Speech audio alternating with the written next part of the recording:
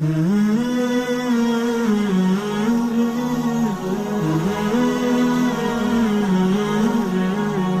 پہ جا رہا تھا کراچی ایئرپورٹ پہ، تو فلائٹ لیٹ تھی، اور لیٹ بھی ماشاء اللہ 5 گھنٹے، اور فیملی کے ساتھ جا رہا تھا میں. تو میرا ارادہ تھا دن میں جاؤں گا، حالانکہ دن کا ٹکٹ تھوڑا مہنگا بھی تھا، تو آگے کہیں جانا تھا بیان کے لیے، تو بچے بھی ساتھ ہمارے.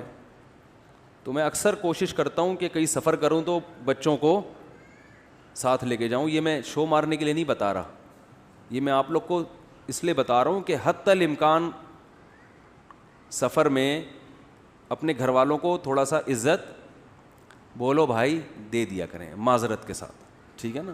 کہیں جائیں کریں گھومنے پھرنے یا کہیں تو لے جائیں ساتھ میں.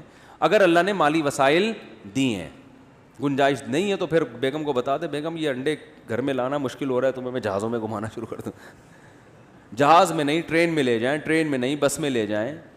تو بالکل جو ہے نا جب سے شادی ہوتی ہے بس وہ ایک دفعہ ہنی مون کا ایک رواج ہے، اس کے بعد سے وہی تعلقات جو خراب ہونا شروع ہوتے ہیں. وہ اب لطیفے بنے ہوئے لوگوں کے، ایک آدمی کی نئی نئی شادی ہوئی، ہنی مون پہ گیا لے کے بیوی کو، تو دلہن ابھی نئی نئی دلہن تھی، تو ٹھوکر لگی ہے تو ایک دم پاؤں اس کے دیکھ رہا ہے کہ چوٹ تو نہیں لگی. کوئی ظاہر ہے ڈینٹنگ پینٹنگ کا کوئی کام نہ کروانا پڑے نا مجھے، کوئی ایسا نہ کوئی بالکل نئی نویلی. جیسے گاڑی جب شو روم سے آتی ہے تو کیسا کیئر کی جاتی ہے نا، تو بیگم کچھ تکلیف تو نہیں ہوئی بہت.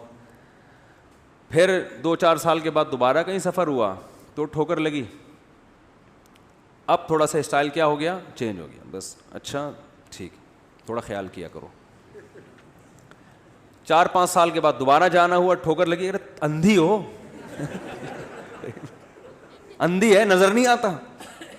تو جتنی پرانی ہوتی رہتی ہے نا تعلقات، جو مارکیٹ میں شوہر بھی کبھی ایسا ہی ہے، جب شادی نہیں ہوتی ہے دلہن کو اپنے میاں سے بڑی محبت، میرے میاں ہیں ان سے ملی ہے. تھوڑا سا پرانا ہو گیا تو اب اس کی ویلیو ختم، اور بڈھا ہو گیا تو پھر تو کسی کام کا نہیں ہے. پھر تو بچوں کے ساتھ مل کے اس کو ستاتی ہیں. اللہ معاف فرمائے، جو زیادہ تر کی بات نہیں کر رہا میں، جو بیان نہیں سن رہی ان کی بات کر رہا ہوں. تو پھر تو بیٹوں کے ساتھ مل کے اس بڈھے کو جو تنگ کرتی ہیں نا، جو کیسز آتے ہیں پورا، کیونکہ اب نچوڑ لیا نا، خرچہ مکان بھی ہو گیا، سب ہو گیا، بچوں کی اب کس کام کا ہے بھائی تو، اب کس کام کا ہے. تو بیٹوں کے ساتھ مل کے وہ بیچارہ، اس کی عادت وہی ہوتی ہے پرانی آرڈر چلانے والی، مگر اب سننے والا کوئی نہیں ہوتا. پہلے تو آپ کے اس لیے بھی سنتے تھے بھائی آپ ناشتہ بھی آپ کی، ڈبل روٹی بھی آپ لے کر آئیں گے، انڈے بھی آپ لے کر آئیں گے. آپ کیا ہے بھائی، تو بیٹھا ہوا ہے کھانس رہا ہے. تو نیک عورت بڑھاپے میں اپنے شوہر کے ساتھ وفا کرتی ہے، یاد رکھو وہ جنتی عورت ہے. کہ بھائی بیٹوں کا ساتھ نہیں دوں گی، اب اختلاف ہوگا تو میں کس کا ساتھ دوں گی، شوہر کا. یہ عورت کے خاندانی ہونے کی دلیل ہوتی ہے. وفادار عورت یہ کرتی ہے بھائی جیسا مرضی ہے اپنے، لیکن اب چونکہ بیٹوں سے مفاد ہے نا، مفاد بیٹوں سے ہے، مگر ساتھ کس کا دے گی، شوہر کا. بولے کہ تم زندگی میں بعد میں آئے ہو، مجھے ٹھکانہ اس نے دیا ہے، تمہیں بھی اسی نے کھلا پلا کے بڑا کیا ہے. اور یاد رکھو 100% کامل دنیا میں کوئی بھی نہیں ہوتا، تو فالٹ اس میں آپ میں بھی ہیں، بچوں میں وہ تو ہے. زیادہ دیکھا جاتا ہے کہ زیادہ یعنی احسانات خامیوں سے زیادہ ہیں یا نہیں ہے. تو اسی لیے تو نبی صلی اللہ علیہ وسلم نے فرمایا خواتین کے جہنم میں جانے کا ایک بہت بڑا سبب شوہر کی نافرمانی ہے. خواتین پھر کہتی ہیں ہمارے خلاف بیان کر، آپ کے خلاف نہیں بیان کر رہا، آپ کو کہ گھر کو بسانے کی کوشش کر رہا ہوں اور آپ کو جنت میں لے جانے کی کوشش کر رہا ہوں. ایکسکیوز می، ٹھیک ہے نا.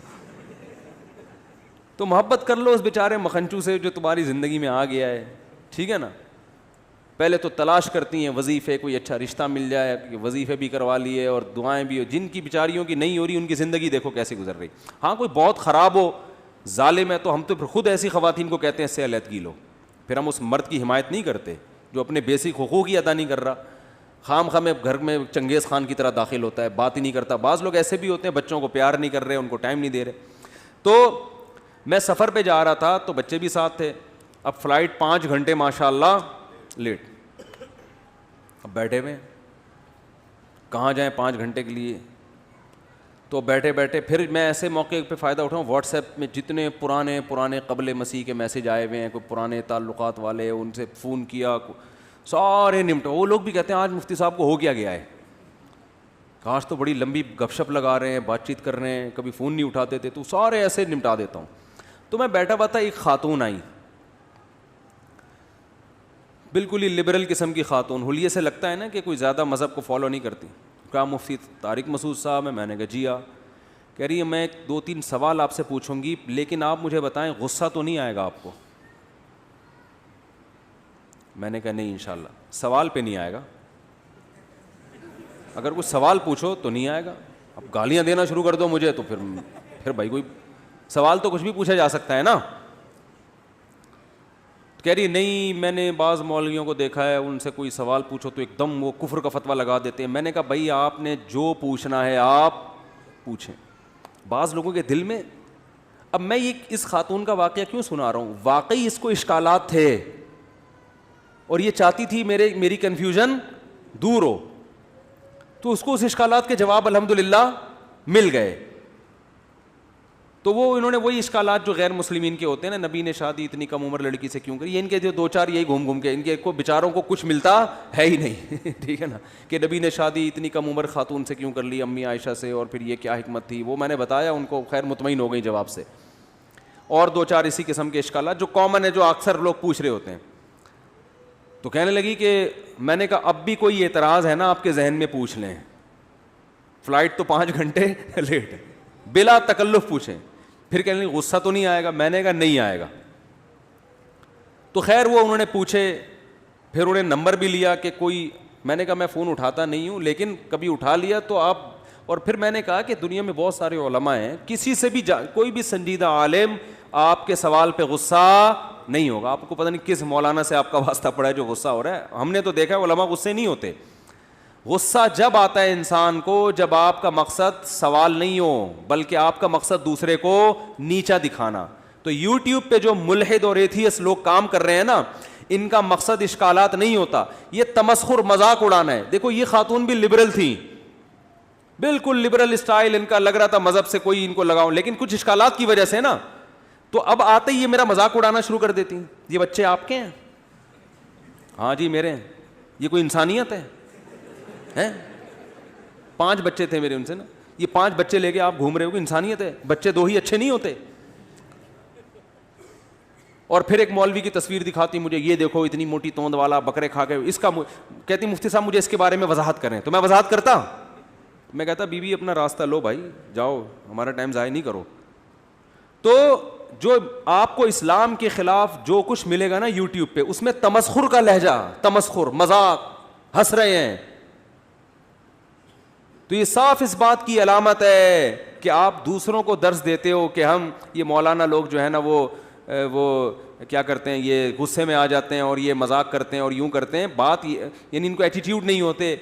تو آپ کے اسٹائل سے پتہ چلتا ہے کہ آپ کے پاس دلائل نہیں ہیں, تبھی آپ مولویوں کا بہت مذاق اڑاتے ہیں. مدرسوں پہ الزامات, مولویوں پہ الزامات. وہ اگر کیا بھی ہے کسی مولوی نے تو اسلام نے کوئی ہر مولوی کا ٹھیکہ تھوڑی لیا ہوا ہے بھائی. اسلام نے تو میری بھی ذمہ داری نہیں لی ہے کہ 15ویں صدی میں مفتی طارق مسعود صاحب ہوں گے, وہ بہت نیک ہوں گے. اگر اللہ نہ کرے, اللہ نہ کرے, اللہ ہم سب کی حفاظت کرے, خدا نہ خواستہ میں کسی گناہ میں مبتلا ہو جاتا ہوں اور آپ دیکھ لیتے ہیں, تو اس کا اسلام سے کوئی تعلق نہیں ہے. اب آپ ویڈیو بنائیے, دیکھو مسلم ایسے ہوتے ہیں, اسلام یہ کہ اسلام تھوڑی کہہ رہا ہے بھائی, وہ اس کا اپنا ذاتی معاملہ ہے. تو اس نبی صلی اللہ علیہ وسلم نے فرمایا نا کہ منافق کی 3 نشانیاں ہیں.